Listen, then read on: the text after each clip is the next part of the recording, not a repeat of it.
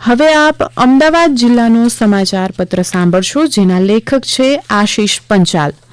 અમદાવાદના લોકો ઠંડા પવન સાથે ઠંડીના ચમકારાનો અનુભવ કરી રહ્યા છે, જેની પાછળનું મુખ્ય કારણ પવનની બદલાતી દિશા છે. જ્યારે પવન ઉત્તર ભારત તરફથી વાય છે ત્યારે જ ગુજરાતમાં ઠંડીનું પ્રમાણ વધે છે. વળી જો પવન અરબ સાગર પરથી આવે તો ભેજ લાવતા વરસાદ આવે છે, જેથી વર્ષ 2024ના અંતમાં ગુજરાતમાં માવઠું થયું હતું. અમદાવાદના સાબરમતી રિવરફ્રન્ટ પર 11 થી 14 જાન્યુઆરી દરમિયાન આંતરરાષ્ટ્રીય પતંગ મહોત્સવ યોજવામાં આવ્યો હતો, જેનું ઉદ્ઘાટન મુખ્યમંત્રી ભૂપેન્દ્ર પટેલ દ્વારા કરવામાં આવ્યું હતું.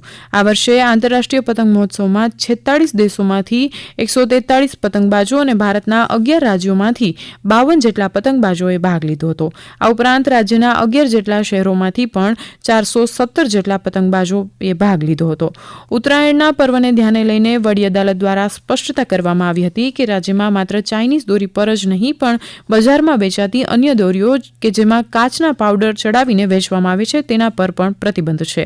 ગ્લાસ કોટિંગ કરેલી કોટન દોરીના ઉત્પાદન, વેચાણ, વપરાશ, ખરીદવા પર પણ પ્રતિબંધ છે. વડી અદાલતે આ મામલે સરકારને કાર્યવાહી કરવાના પણ નિર્દેશ આપ્યા હતા, જેના પગલે પોલીસે રાજ્યમાં ઉત્તરાયણ પહેલા 609 FIR અને 612 લોકોની અટકાયત કરી હતી. ઉત્તરાયણના તહેવાર દરમિયાન ફિલ્ડ પર 800 રોડ એમ્બ્યુલન્સ, 2 બોટ અને 1 એર એમ્બ્યુલન્સ કાર્યરત હતી. કેન્દ્રીય ગૃહમંત્રી અમિત શાહે અમદાવાદમાં ઉત્તરાયણ ઉજવી હતી. તેમની સાથે મુખ્યમંત્રી ભૂપેન્દ્ર પટેલ પણ જોડાયા હતા. ત્યારબાદ શ્રી શાહે અમદાવાદના જગન્નાથ મંદિરે આરતી તેમજ ગૌપૂજન કર્યું હતું. અમદાવાદમાં ફ્લાવર શોનું 3 જાન્યુઆરી 2025ના રોજ મુખ્યમંત્રી ભૂપેન્દ્ર પટેલના હસ્તે ઉદ્ઘાટન કરવામાં આવ્યું.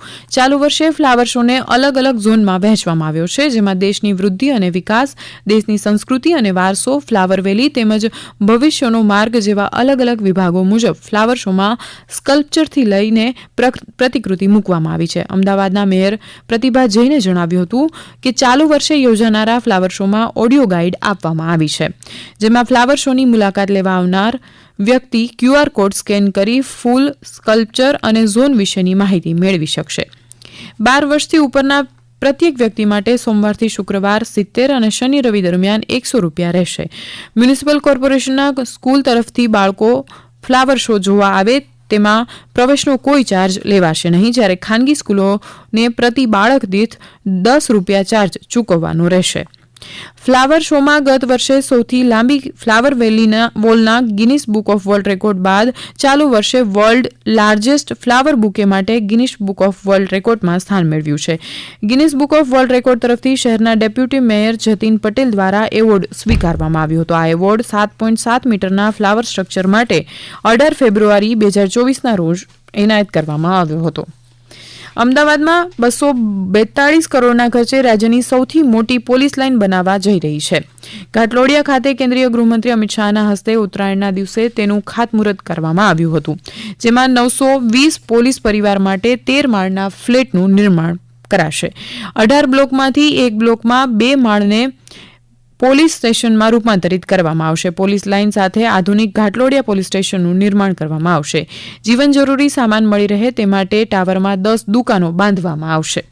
શહેરના વિવિધ વિસ્તારોમાં આવેલી ખાણીપીણી તેમજ મીઠાઈ, ફરસાણ સહિતની વસ્તુઓમાં ભેળસેળ અને બિન આરોગ્યપ્રદ વેચાણ થતું હોય છે, ત્યારે અમદાવાદ મ્યુનિસિપલ કોર્પોરેશનના ફૂડ વિભાગ દ્વારા ચેકિંગ હાથ ધરવામાં આવ્યું હતું. 29 ડિસેમ્બરથી 10 જાન્યુઆરી 2025 દરમિયાન કુલ 288 સેમ્પલ લઈને ચકાસણી માટે લેબોરેટરીમાં મોકલવામાં આવ્યા હતા. 393 એકમોને નોટિસ ફટકારવામાં આવી હતી, તેમજ 736 કિલો અને 776 લીટર બિન આરોગ્યપ્રદ ખાદ્ય સામગ્રીનો નાશ કરવામાં આવ્યો હતો અને 5 લાખથી વધુનો દંડ વસૂલ કરાયો હતો.